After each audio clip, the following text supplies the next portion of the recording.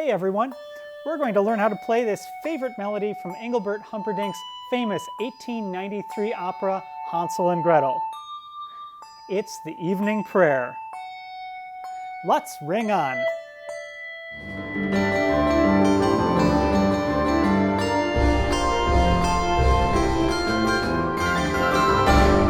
So glad that you're here.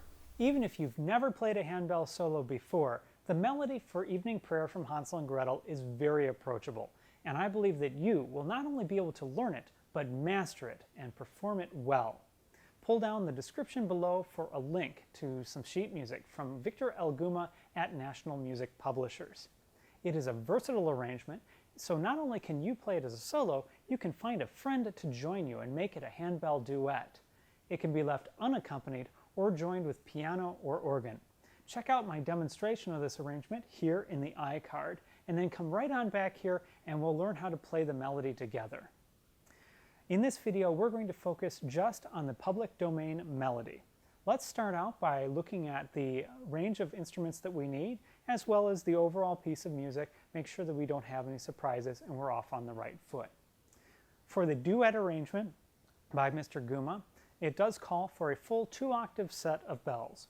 That starts you at a G4 on the bottom end, all the way up to a G6 on the top.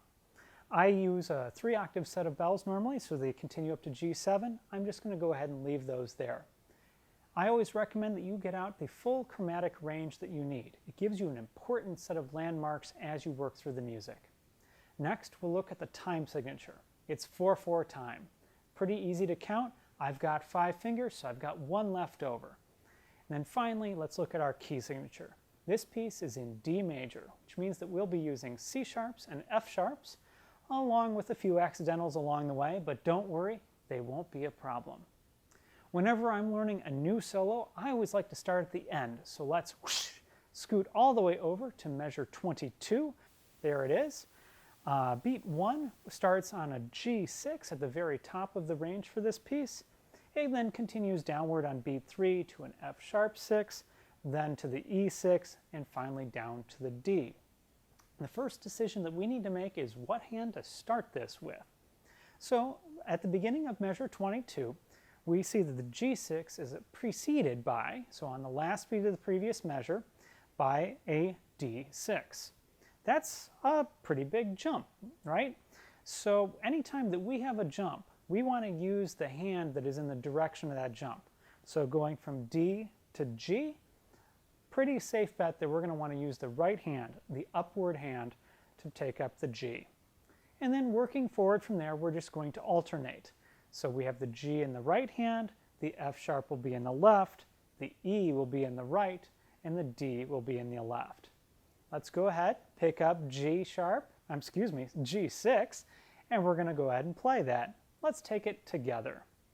Right here in measure 22, we have our G, and we'll pick up our F, and we'll play it at the same time we put down the G, and we'll keep the F out of the way as we step a little to our left to pick up the E, and just as we play the E, we'll put down the F in its spot, and then we'll come over here quick to the D6, and just as we play the D6, we will damp the E on our shoulder.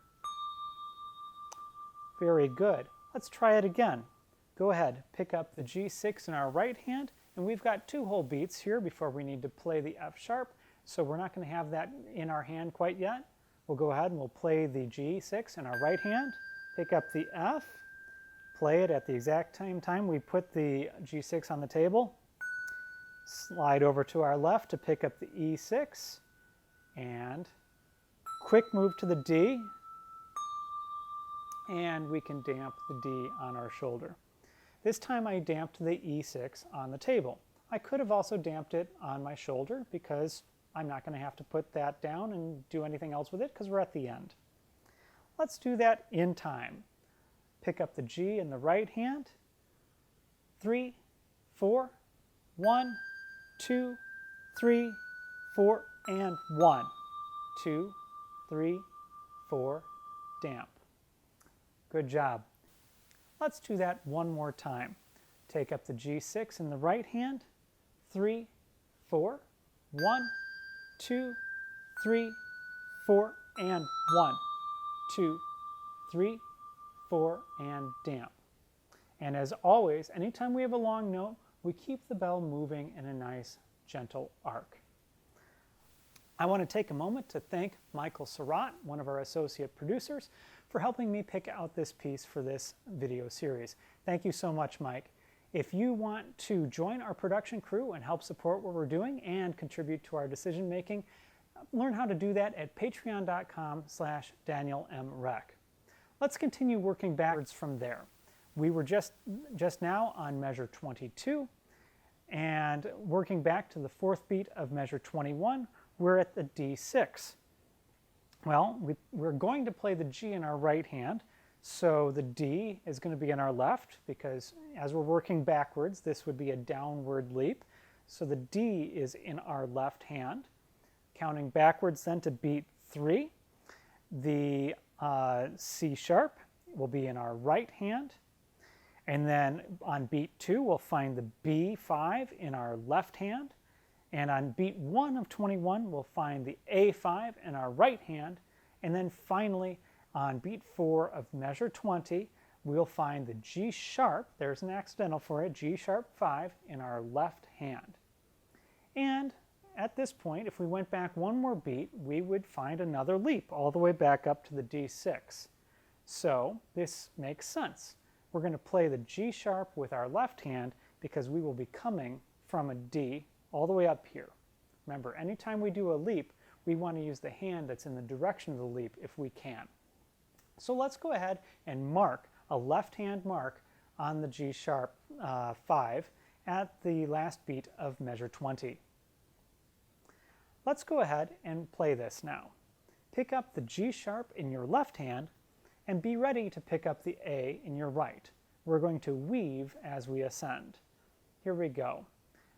G sharp, 5, and then we pick up the A, and as we lean to the right, we pick up the B5, and we ring it, and we lean to the left now to put the A in its position right as we play the B.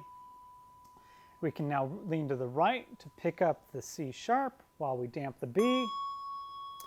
And now we're going to play the D, pick that up, lean to the left a little so that I can put that down. And now I step to the right to pick up my G6 at the beginning of measure 22. And I could have damped that D on my shoulder if I wanted to, because I have 2 whole beats. And we've done this part before. F sharp here, and E and D. Very, very good. Nicely done. An important thing to remember whenever we're weaving up and down the table is to not try and get our hands crossed, but instead to keep bells out of the way and off to the side as we work our way up or down the table. Let's go back now to the fourth beat of measure 20 and take it up at the G sharp 5 in our left hand, and we're going to go ahead and weave up the table again. We have the G sharp followed by the A, so we lean to the right. Now we'll pick up the B, and notice I'm keeping the A up here and out of the way until I've picked up the B. I'm not going to try and put it down and do one of these. Keep the A out of the way, pick up the B now, ring the B, and I've leaned to the left so I can get to that. And now we're going to go for the C sharp, lean to the right, pick that up, and then I can pick up my D at the last beat of 21. And now we take our leap up to G6, no problem there. And then we're going to play our F sharp, and we can finish it out. Not bad. Okay, let's do that in time. Starting on the fourth beat of measure 20. Take up the G in your left hand. I will count the first 3 beats of the measure.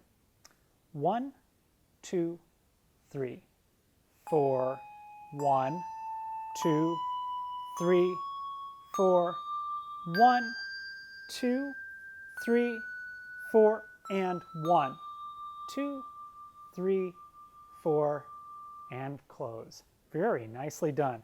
One more time. Starting on the last beat of measure 20, I will count 3 beats and we'll play out together on 4. Pick up the G sharp 5 in your left hand, and here we go. 1, 2, 3, 4. 1, 2, 3, 4. 1, 2, 3, 4, and 1, 2, 3, 4, off. There you go. You're learning how to play the evening prayer from Hansel and Gretel, and I think that you're going to be doing a great job. You might just need a little more practice, but remember, you can back this video up and replay the portions that you need to review a little bit more.